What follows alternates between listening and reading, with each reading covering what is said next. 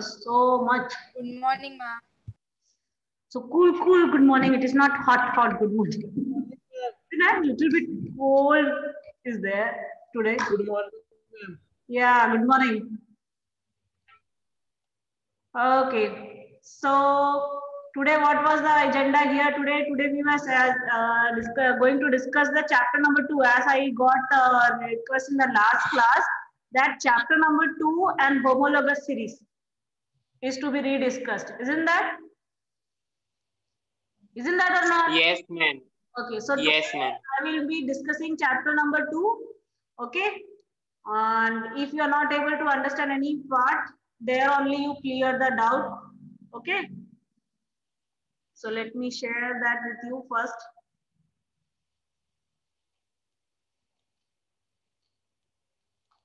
Okay, yes. One second, huh?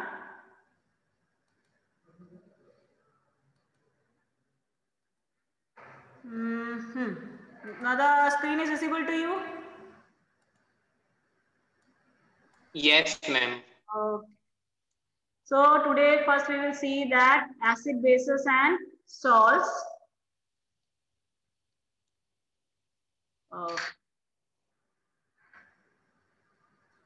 I think I have shared these notes with you people also.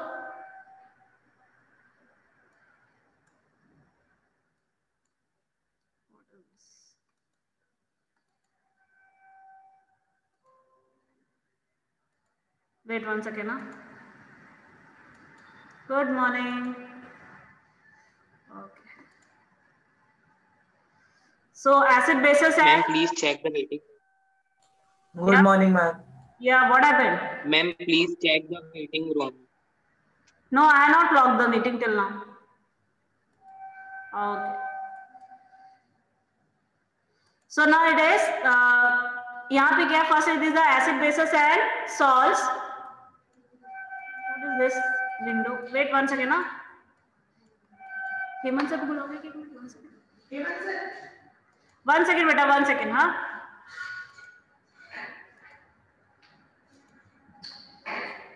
ये क्यों दिख रहा है? इसको हटाइए तो थोड़ा.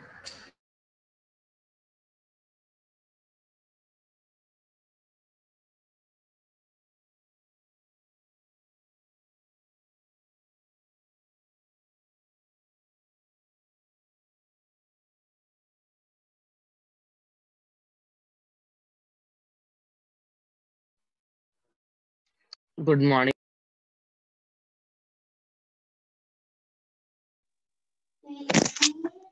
एक मिनट चुप रहे. Good morning, ma'am.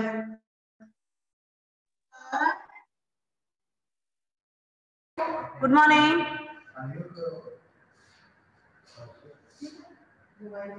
Okay, so let's start the class. So acid, bases and salts were the we were going to discuss. So in this chapter, you want the main topics or you want the complete one? You want the complete chapter or you want the main part only?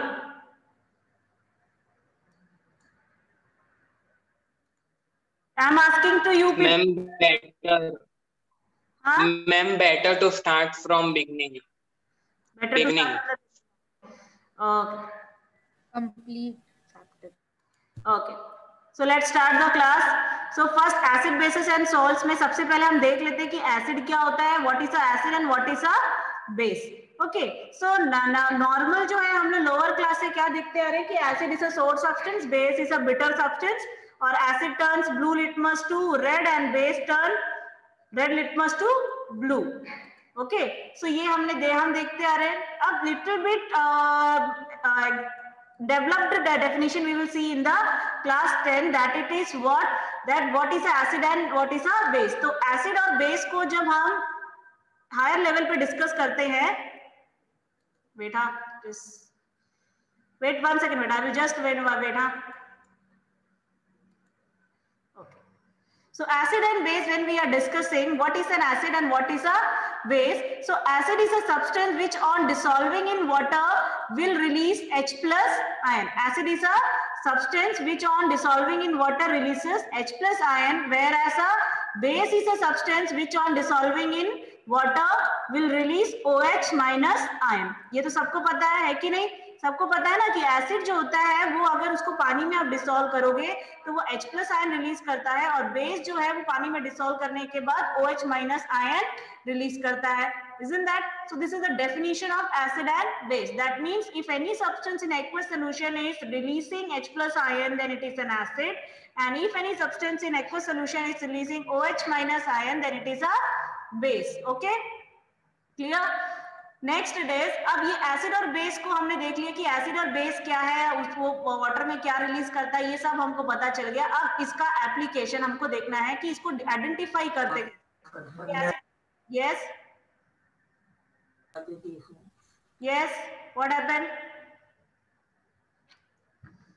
Okay.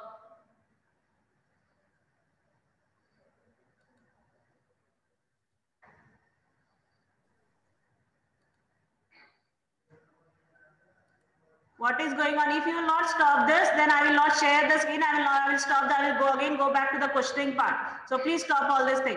Okay? So acid में हम देखते हैं कि acid के types क्या है। सबसे पहले एसिड का अगर टाइप्स देखे जाएंगे तो एसिड जो होते हैं वो दो टाइप के होते हैं, on the basis of the substance from which it is derived. Okay, जैसे हम बात करते हैं एसिटिक एसिड हो गया या फॉर्मिक एसिड हो गया। एसिटिक एसिड जो रहता है वो वीक एसिड है, और सिट्रिक एसिड हो गया। सिट्रिक एसिड हमको किससे मिलता है? लेमन से मिलता है। फॉर्मिक एसिड जो है, फॉर्मिक उसको हम लोग फॉर्मिक एसिड इसलिए बोलते हैं क्योंकि वो लैटिन वर्ड फॉर्मिका से डिराइव हुआ है, और वो मीन्स होता है रेड एंड। उसका मतलब होता है रेड एंड, यानी वो फॉर्मिक एसिड का सोर्स, मेन सोर्स क्या था? Red and. तो मतलब ये ऐसे एसिड जो किसी ऑर्गेनिक सोर्स से मिले, जैसे कि एनिमल्स हो गया या प्लांट्स हो गया, तो उनको हम लोग क्या बोलते हैं? Organic acid. और कुछ एसिड्स ऐसे होते हैं जो कि हमको मिनरल रिसोर्सेज से मिलते हैं, जैसे कि नाइट्रिक एसिड हो गया, सल्फ्यूरिक एसिड हो गया।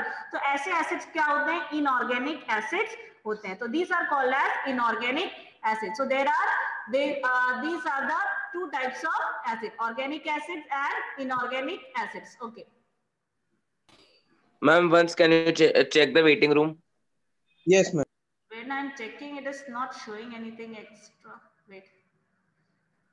Ma'am, because in the WhatsApp group, many students are messaging that I am in the waiting room. I will just click on waiting room enabled है बेटा। आप जो एंटर करना चाहे तो एंटर कर सकता है। क्या ये थोड़ा लगा लीजिए।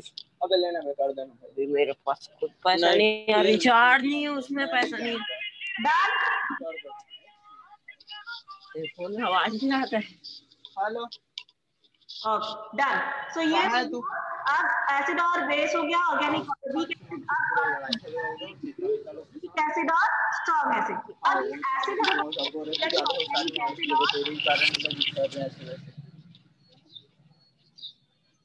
अच्छी घर में अपने कौन लगाई थी? Raj, mute yourself. Sorry ma'am.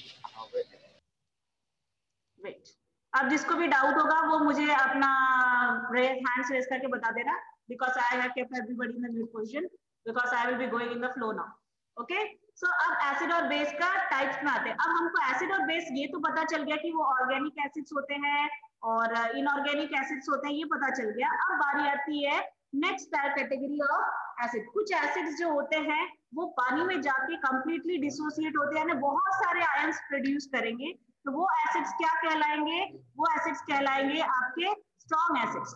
Okay, और जो एसिड पानी में जाके कंप्लीटली आयोनाइज नहीं होंगे उनको हम बोलेंगे वीक एसिड। ओके, क्लियर है?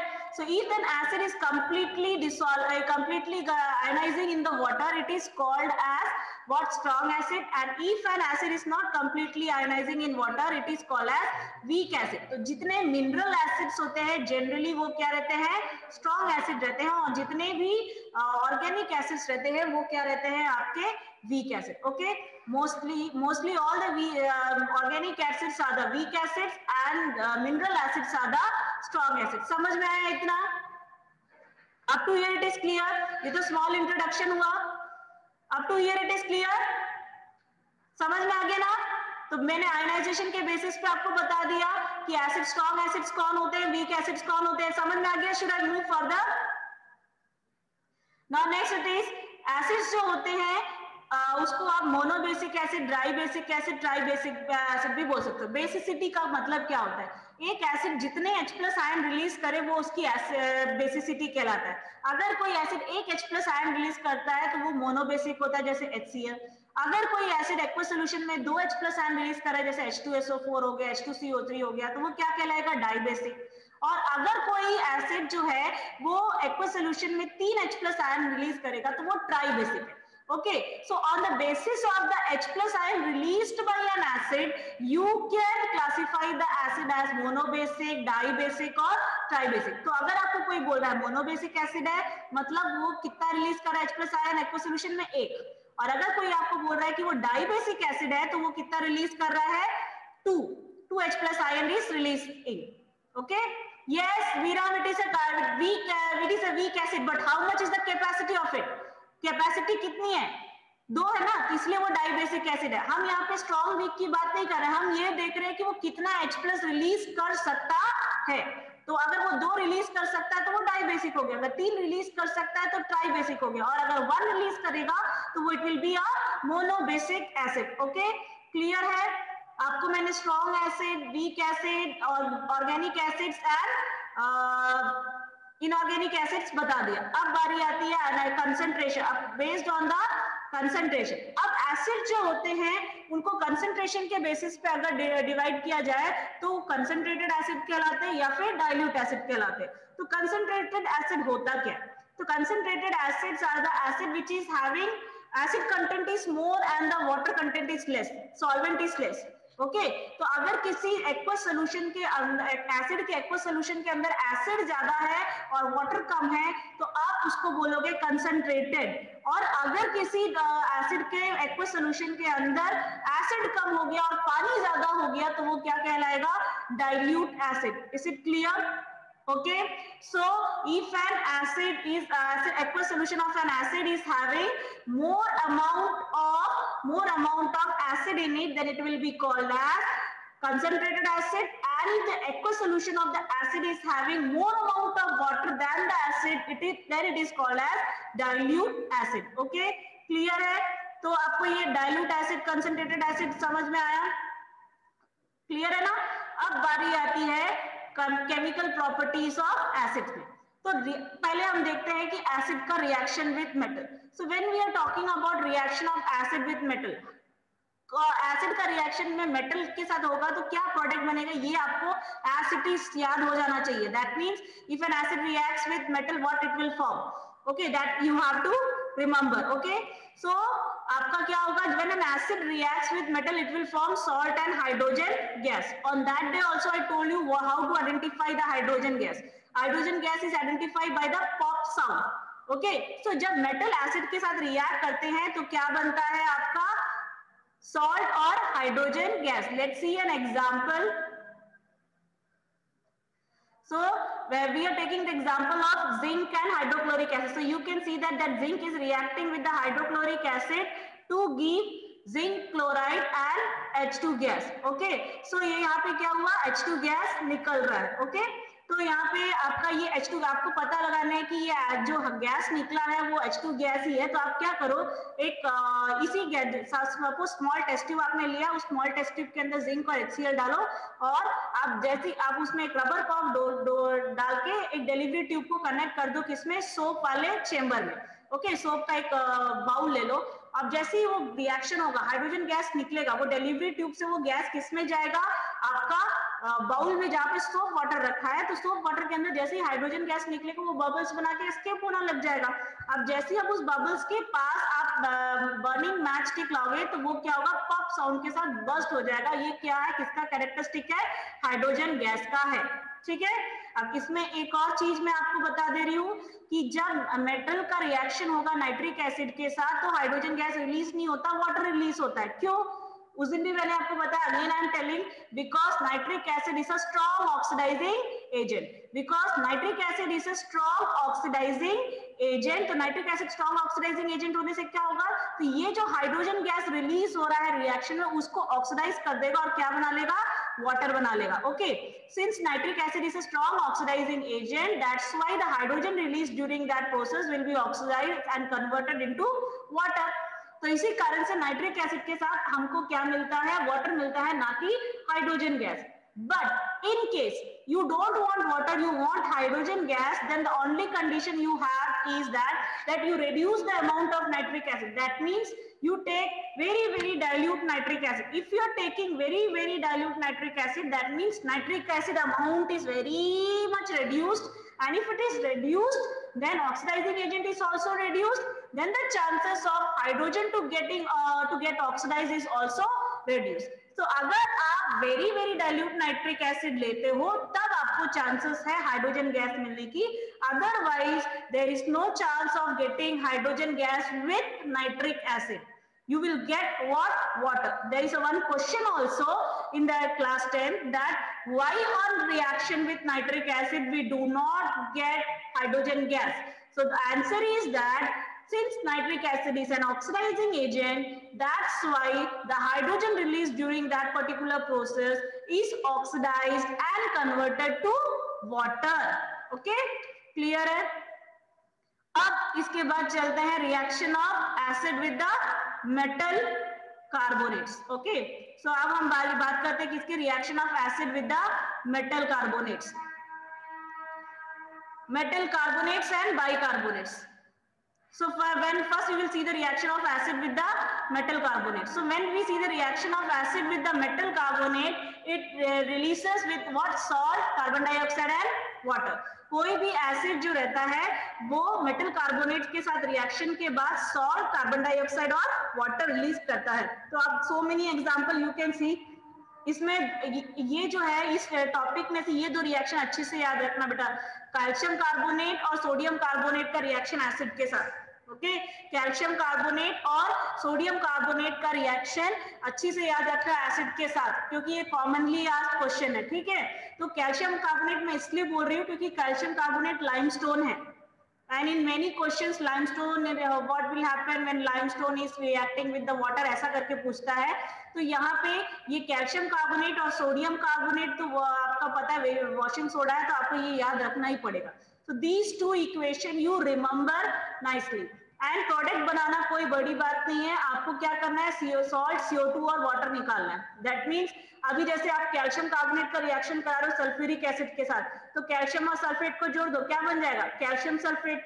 वैसे ही यहाँ पे सोडियम कार्बोनेट का अगर सल्फ्यूरिक एसिड के साथ रिएक्शन करा रहे हो तो आपको सोडियम और सल्फेट को कंबाइन करके फॉर्मूला बनाना है और क्या बन जाएगा, sodium sulphate. Okay, so when the metal carbonate is reacting with the acid, it forms salt, CO2 and water. Okay, clear? याद हुआ. इसके बाद आता है reaction with the metal carbonate. So next is the reaction with the metal carbonate. So when I am seeing the reaction of the metal bicarbonate or metal hydrogen carbonate, तो metal hydrogen carbonate जो होते हैं और metal बाइका या फिर उनको हम bicarbonate भी बोलते हैं, वो भी एसिड के साथ रिएक्ट करके क्या बनाएंगे, salt, CO2 and waters. That means sodium bicarbonate और कैल्शियम हाइड्रोजन कार्बोनेट, आपको भी सॉल्ट लो वो बाइकार्बोनेट होगा तो वो क्या बनाएगा, salt, CO2 and water. Okay, clear है? इस बात को याद रखना. एंड इसमें स्पेशली जो लाइम वाला क्वेश्चन है वो याद रखना. आपने जैसे यहाँ पे it is mentioned here, wait, I will show you. See this one. This one is a very important part. The gas evolved because of the reaction of acid. यहाँ पे ये दो इक्वेशन दिख रहे हैं आपको. You have to by heart this. You remember this in question where it is very important.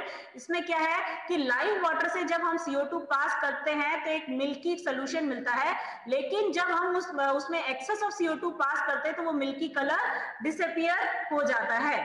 तो ये क्वेश्चन है क्यों, वाई. केमिकल इक्वेशन लिखना है आपको. ये क्वेश्चन मैंने आपको हाफ ईयरली में भी दिया था, अगर आपको याद हो तो.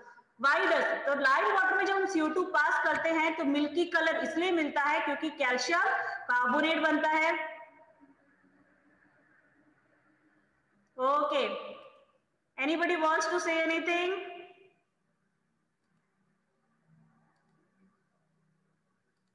आई am keeping you now in the unmute position, so if you want to say anything to me you can tell me. Okay, so what, हाँ, कमिंग बैक. तो यहाँ पे क्या है, मैंने लाइव वाटर में अगर CO2 गैस पास किया जाए तो CO2 गैस पास करने से क्या बन जाएगा, व्हाइट कलर का PPT बनेगा.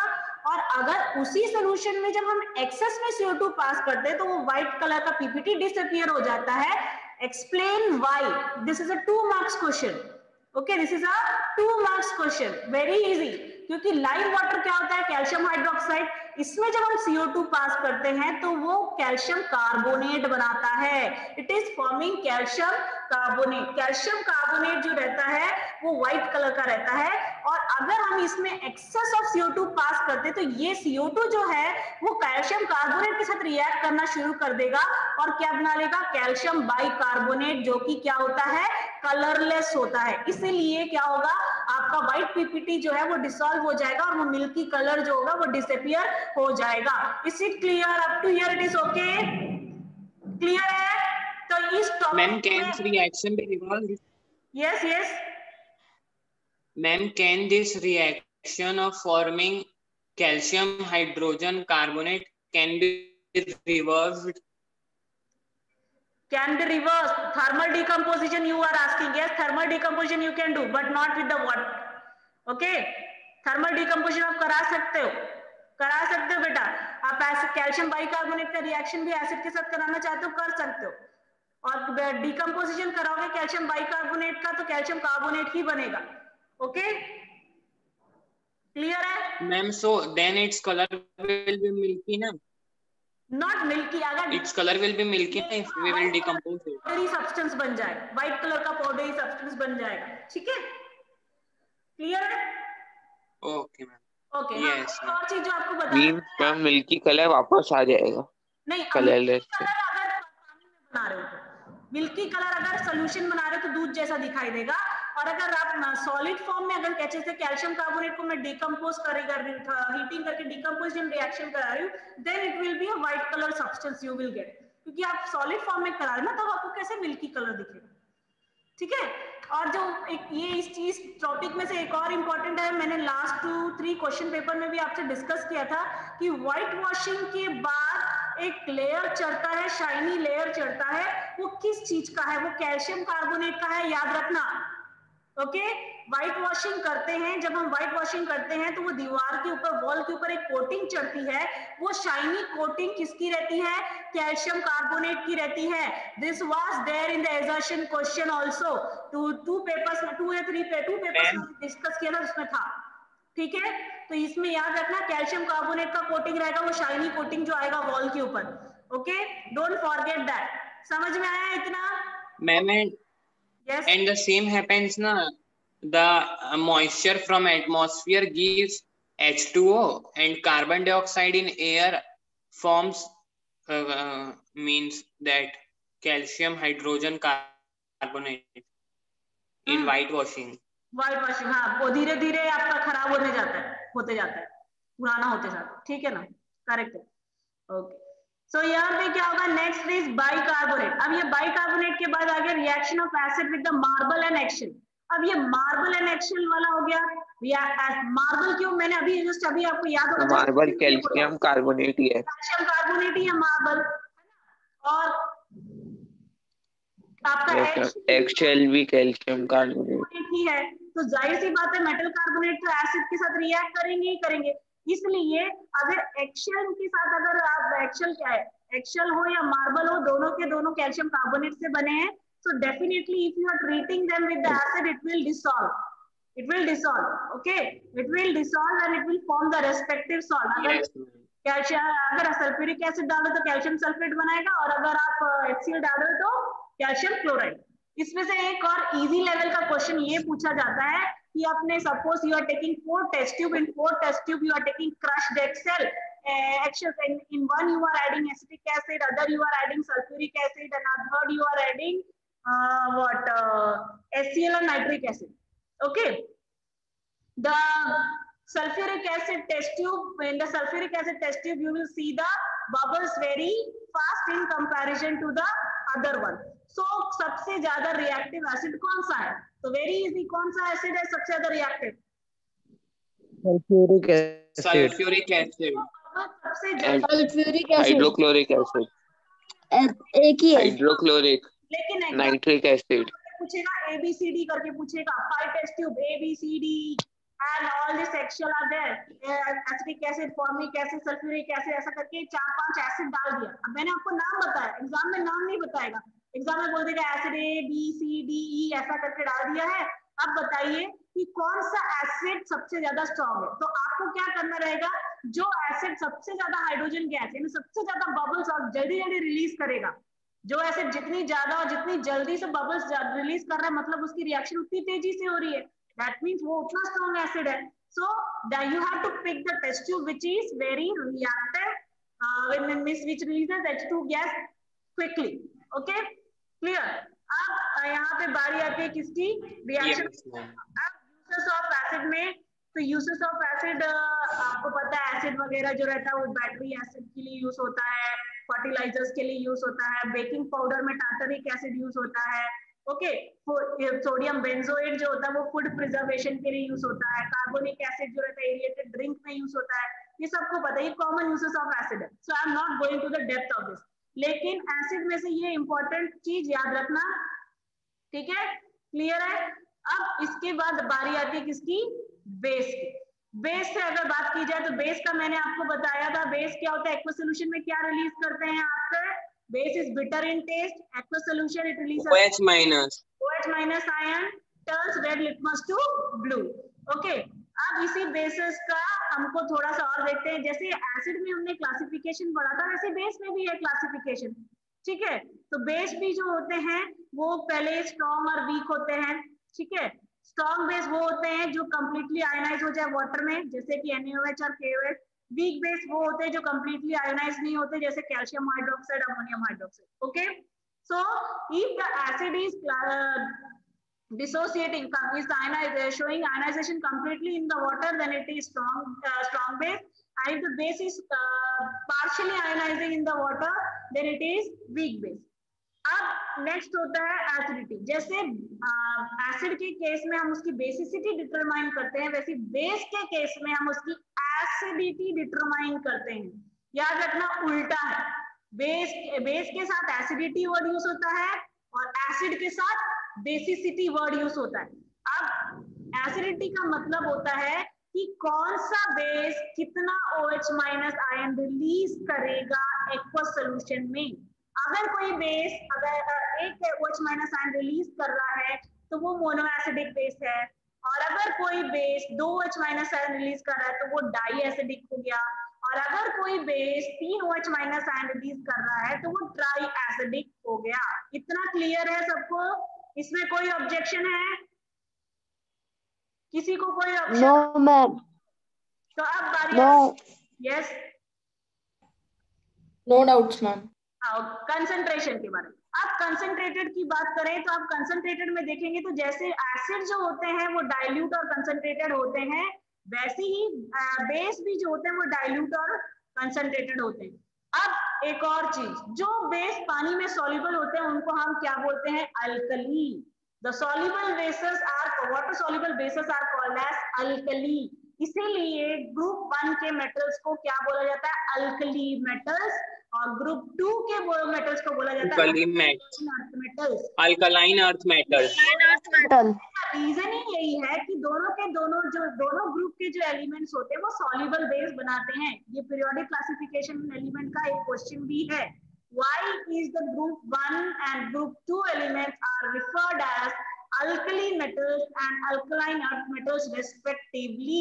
तो आपको ये बोलना पड़ेगा the elements of the group 1 and group 2 are referred as alkali and alkaline earth metals because they form soluble bases, water soluble bases.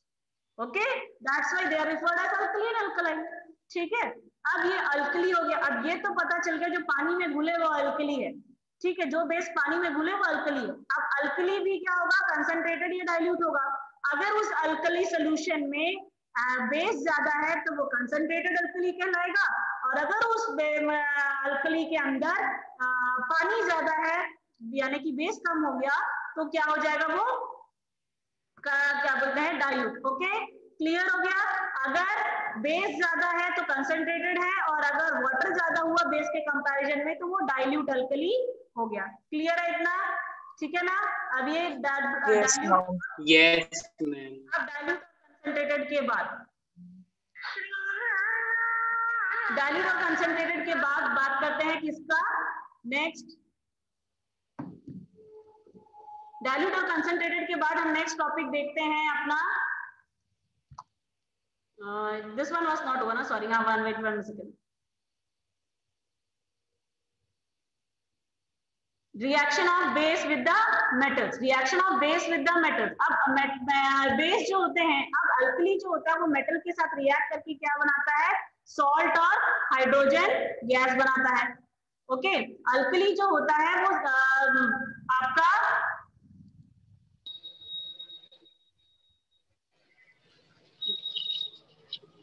Alkali जो रहेगा वो मेटल्स के साथ क्या रहेगा, सॉल्ट और हाइड्रोजन गैस बनाएगा। जैसे मेटल जो एसिड जो रहते हैं वो मेटल के साथ सॉल्ट और हाइड्रोजन गैस बनाते हैं, वैसे ही आपके जो बेस होते हैं वो क्या करते हैं, मेटल्स के साथ रिएक्ट करके सॉल्ट और हाइड्रोजन गैस रिलीज करते हैं। जैसे यहाँ पे क्या हुआ, सोडियम जो है वो सोडियम हाइड्रोक्साइड के साथ अल्यूमिनियम रिएक्ट कर रहा है और क्या बना रहा है, सोडियम अल्यूमिनेट, और जिंक जो होता है वो सोडियम हाइड्रोक्साइड से रिएक्ट करके सोडियम जिंकेट बना रहा है। अब इस चीज में एक चीज नोटिस की है क्या आपने, ये कि अल्यूमिनियम और जिंक को रिपीट होते देखा है, याद आया कुछ एक टॉपिक जो है इंपॉर्टेंट वाला यहाँ रिफ्लेक्ट हो रहा है, क्या रिफ्लेक्ट हो रहा है, रिएक्टिविटी सीरीज, रिएक्टिविटी सीरीज। उससे भी रिलेटेड इंपॉर्टेंट क्वेश्चन है जो फ्रीक्वेंटली आस्क्ड है, कुछ आ रहा दिमाग में, हो गया, आ गया, क्या आ गया क्लियर, क्या आया दिमाग में, इसका थोड़ी जरूरत नहीं मतलब वो जो उसका जिस खींचा हूँ, राज ये तो कोई उसका जाऊँ मैं घर, हाँ that means the important one is the amphoteric metals. Amphoteric metals, the metals which can react with both acid and base, they are called as amphoteric metals. Zinc and aluminum. याद आया, एल्यूमिनियम और zinc, तो ये दोनों example याद रखना। इसी का एग्जांपल इसी का एग्जांपल बेस में भी है। क्यों, इसका देने का कारण ये है, ये एम्फोटेरिक मेटल है, इसको आप याद कर लो। अभी मैं जितना याद कर लो, इंपॉर्टेंट है बोलते जा रही हूँ, उसमें जो कंसेप्चुअल पॉइंट्स है वो याद रखना। तो आप जब मेटल का रिएक्शन पढ़ोगे एसिड के साथ, तो उसमें आप एल्यूमिनियम और जिंक का याद रख लेना। कोई भी दो याद करोगे या कोई भी एक? चलो मैम एल्यूमिनियम, मतलब एम्फोटेरिक मैम एल्यूमिनियम ऑक्साइड और जिंक ऑक्साइड वो भी एम्फोटेरिक मेटल एसिडिक होंगे कि बेसिक होंगे? बेसिक मतलब दोनों की तरह बिहेव करेंगे। एल्यूमिनियम के ही ऑक्साइड, अरे नहीं, वही एसिड के साथ भी रिएक्ट करता है, बेस के साथ भी रिएक्ट। No problem. हाँ, क्या बोला, पर बेसिक नेचर के, क्या हुआ? और ये होगा बेसिक नेचर क्या, क्योंकि NOH। Veeram, what you want to say? Ma'am, I want to ask that whether zinc oxide and aluminium oxide will behave as acidic or basic. Amphoteric, they will behave as amphoteric metal oxide, यही तो उसकी खासियत है, यही तो खासियत है। Ma'am वो पता कैसे चलेगा कि यहाँ पे ऐसा होगा कि वहां पे वैसा होगा? मतलब किस रिएक्शन में एसिड आएंगे, किस में बेस? ऐसा? अरे बेटा, अगर आप एसिड के साथ कर रहे हो तो भी न्यूट्रलाइजेशन रिएक्शन दे, और बेस के साथ करोगे तो भी न्यूट्रलाइजेशन रिएक्शन करे। तो इसका मतलब क्या हुआ, अगर वो एसिड के साथ भी न्यूट्रलाइजेशन रिएक्शन कर रहा है, मतलब वो बेस के साथ जैसे भी, अगर मैं एसिड के साथ रिएक्शन करा रही हूँ तो न्यूट्रलाइजेशन रिएक्शन दे रहा है, मतलब वो एसिड के सामने किसके जैसा बिहेव किया, बेस के जैसा, मतलब वो बेसिक नेचर का। हाँ, बेसिक नेचर। और अगर मैं बेस में तो भी वो न्यूट्रलाइजेशन रिएक्शन शो कर रहा है, मतलब यानी उसने दो बिहेवियर शो किया ना, एसिड भी, एक न्यूट्रल का और एक बेसिक का हुआ। तो अभी उसी में आते हैं, ठीक है, अभी उसी में नेक्स्ट टॉपिक वही है। तो reaction of base with the metal हुआ। अब इसके बाद नेक्स्ट टॉपिक देखते हैं, reaction of base with the oxides. ठीक है, तो बेस विद द ऑक्साइड्स है ना, तो बेस अगर हम लोग ऑक्साइड्स की बात करें तो ऑक्साइड्स, अगर हम लोग नॉन मेटल ऑक्साइड्स की बात करते हैं तो वो कैल्शियम कार्बोनेट और वाटर बनाएगा। ठीक है, बेस जो होते हैं वो नॉन मेटल ऑक्साइड्स के साथ रिएक्ट करके सॉल्ट और वाटर बनाएगा। ये तो आपको ये इजी क्यों हुआ, क्योंकि ये रिपीटेड इक्वेशन है। देखो ये इक्वेशन रिपीटेड है, ये आपको बहुत जगह आ रहा है, तो आपको याद करने ऐसे एग्जाम्पल चुनो जो आपको याद करने के लिए परेशानी ना हो। तो ये सबसे एक इजीएस्ट एग्जाम्पल है जो चैप्टर 1 में भी है, चैप्टर 2 में भी है, मेटल कार्बोनेट्स और बेकिंग सोडा, सॉरी वो आपका अवॉइड क्या था वो, I forgot, sorry, lime water वाला टॉपिक में भी है। So there you can get this. Okay, so ये ऐसे इक्वेशन पिक करो आप कैल्शियम हाइड्रोक्साइड, यस, जो ये याद करने में इजी हो और हर जगह रिपीट होता हो। ठीक है, तो ये हुआ। अब बेसिस की यूज की बात की जाए तो बेसिस जो होते हैं वो सोप के मैन्युफैक्चर में और बिल्डिंग के व्हाइट वॉशिंग में मैग्नीशियम हाइड्रोक्साइड एंटासिड है, अमोनियम हाइड्रोक्साइड जो होता है वो भी आपका स्टेन्स वगैरह रिमूव करने के लिए होता है। तो बहुत सारे ऐसे यूज है। Not only you will stick to this, अगर आपको बाई चांस पूछता भी है तो आप कोई भी कॉमन यूजेस लगा सकते हो। ठीक है, अब हम ऐसी प्रॉपर्टीज पढ़ेंगे जो एसिड और बेस दोनों में मिले। अभी तक से हमने एसिड का देखा, बेस का देखा, अब हम ऐसे देखेंगे जो कॉमनली दोनों में मिल रहा है। ठीक है, न्यूट्रलाइजेशन रिएक्शन, तो न्यूट्रलाइजेशन रिएक्शन तो एसिड और बेस दोनों शो करते हैं। अगर एसिड को बेस में डालो या बेस को एसिड में डालो मतलब तो एक ही है। ठीक है, तो वो क्या बनाएगा, salt and water, and since it is forming a neutral substance, that's why this reaction is called as neutralization reaction. Okay, example Na2 acid simple है, सबसे सिंपल NaCl भी ले सकते हो, that means NaOH plus HCl gives NaCl plus water, सबसे simple example, that also you can take. Okay, next reaction of acid with metal oxides. अभी आपने क्या देखा था, बेस विथ, अच्छा मेटल ऑक्साइड्स नहीं है तो sorry, acid with metal oxide. If I am talking about acid with metal oxide, तो मेटल एसिड का मेटल ऑक्साइड के साथ रिएक्शन कराओगे तो क्या बना रहा है, salt and water. Salt acid का जो है मेटल ऑक्साइड के साथ रिएक्शन कराओगे तो आपका क्या होगा, सॉल्ट एंड वाटर। तो इसमें आप एल्यूमिनियम का याद रखना, यहाँ पे क्या है, एल्यूमिनियम ऑक्साइड है, तो इसमें आपको एक क्वेश्चन आएगा अभी, एम्फोटेरिक। कोई anybody, can anybody right the reaction of aluminium oxide with NaOH and show me? Not anybody, everybody right, everybody, 2 minutes are there, this is your work now. What, ma'am? The equation of aluminum oxide with NaOH. NaOH, write and show me. You can send me the answer in the chat section also. You can send me the answer in the chat section also. Ma'am Al2O3 और NaOH ना? Yes, important reaction है। Al2O3 plus HCl का तो आपने देख लिया, Al2O3 plus NaOH। तो amphoteric metal oxide में आप चाहे तो जिंक ऑक्साइड का याद रख सकते हो, आप चाहे तो एल्यूमिनियम ऑक्साइड का भी याद रख सकते हो, वो आपकी मर्जी है। लेकिन ये एक इंपॉर्टेंट क्वेश्चन है कि what is amphoteric metal oxide and write their equation, okay, to prove that they are amphoteric metal oxide. तो उसमें से ये दो है, जिंक ऑक्साइड और एल्यूमिनियम ऑक्साइड। तो इनका एग्जांपल आप याद रख लो जो आपको इजी लगे। सो show me the answers now quickly before this class ends, before the class, and show me the reaction. Yes, good, Viram, I got your answer. Al2O3 plus NaOH, ये क्या है, Na, क्या लिखो बेटा, Na2A, सोडियम एल्यूमिनेट, वो ठीक है बेटा, Na2 क्या है, sodium aluminate plus water. Formula sodium aluminate का फॉर्मूला देखो, is it correct? Sodium Meta aluminate का फॉर्मूला देखो, चेक करो। Not Na2AlO3. NaAlO2. NaAlO2, correct. Yes. Ma'am NaAlO3 Not Na2AlO3. plus H2O. One main point आपने हमें मैं chat box में भेजा हूँ। हाँ, saw यार, अक्षर, आयुष, मिली, हर्षित, I can see your answers. Viram, Divyansh, yes. बेटा पूरा नहीं दिख रहा है, जिंक ऑक्साइड प्लस दिख रहा है, बस इतना दिख रहा है, zinc oxide plus HCl zinc. हाँ, थोड़ा सा नीचे करो, थोड़ा सा नीचे करो, थोड़ा सा नीचे करो। I can, let me see the zinc oxide plus NaOH also, Divyansh, let me see the zinc oxide plus NaOH reaction also.